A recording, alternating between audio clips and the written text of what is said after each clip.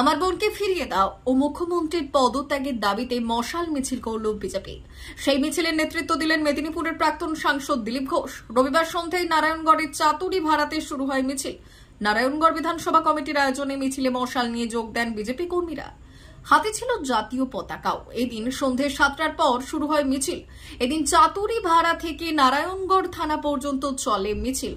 অনেকের গলায় ঝোলানো ছিল মমতা বন্দ্যোপাধ্যায়ের ছবি, তার নিচে লেখা দফা 1 দাবি 1 মুখ্যমন্ত্রীর পদত্যাগ। মিছিল শেষে বক্তব্য রাখতে গিয়ে দিলীপ বললেন, ধর্ষকদের সংরক্ষণ দিচ্ছেন যে মুখ্যমন্ত্রী মমতা বন্দ্যোপাধ্যায়, যতক্ষণ না পদত্যাগ করছেন ততক্ষণ আমাদের আন্দোলন চলবে।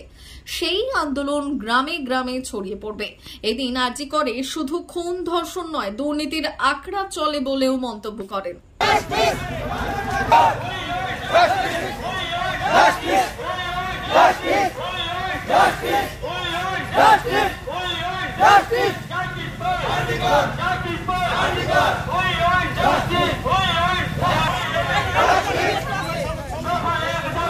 মমতার পদত্যাগ, মমতার পদত্যাগ, মমতার পদত্যাগ।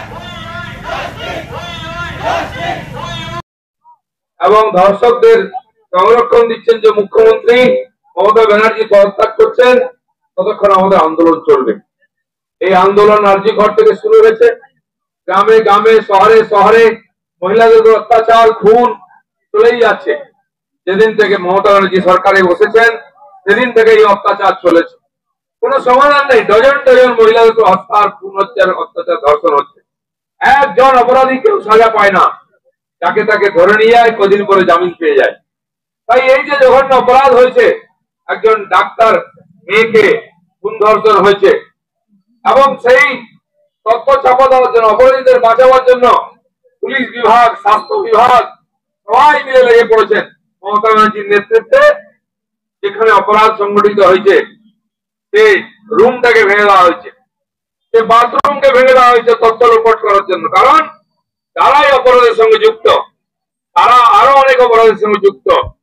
ওই আরজি কর থেকে ওষুধ পাচার হয়, ডেড বডি পাচার হয়ে যায়, মৃত শরীরের অঙ্গ প্রত্যঙ্গ পাচার হয়ে যায়, এক্সপায়ারি ওষুধ চলে যায়, বাইরে বিক্রি হয়, ওয়েস্টেজ ম্যাটেরিয়াল বাইরে বাংলাদেশে চলে যায়।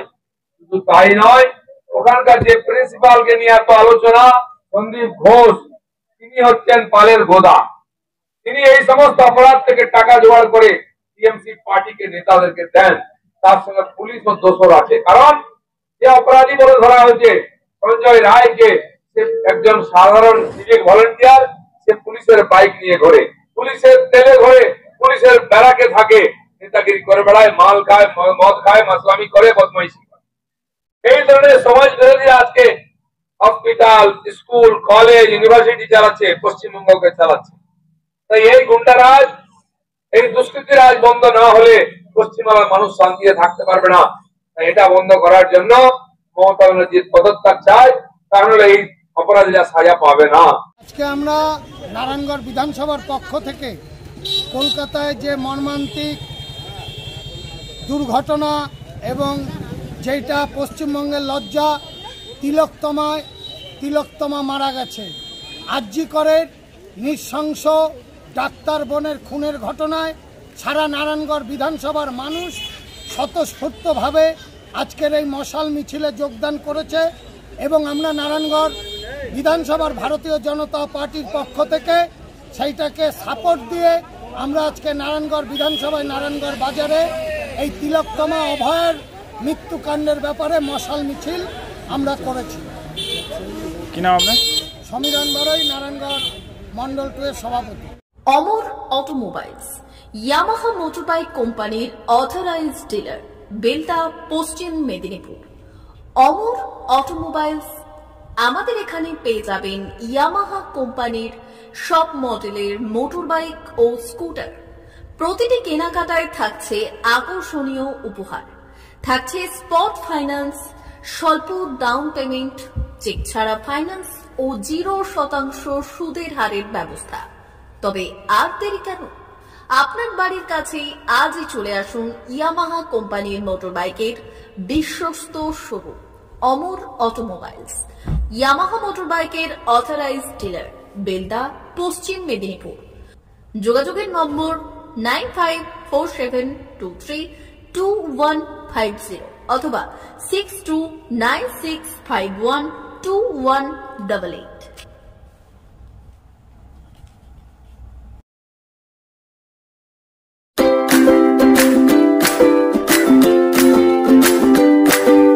নমস্কার, অমরত মঞ্চে সবাইকে স্বাগত জানাচ্ছি। আমাদের কাছে ইয়ামাহা কোম্পানির প্রত্যেকটা বাইক এবং স্কুটার অ্যাভেলেবেল রয়েছে। আপনার R15V3, R15V4, MT15, FZX, FZS এবং স্কুটার RZR ফেসিনো সবই অ্যাভেলেবেল রয়েছে। আপনারা একবার এসে ভিজিট করুন।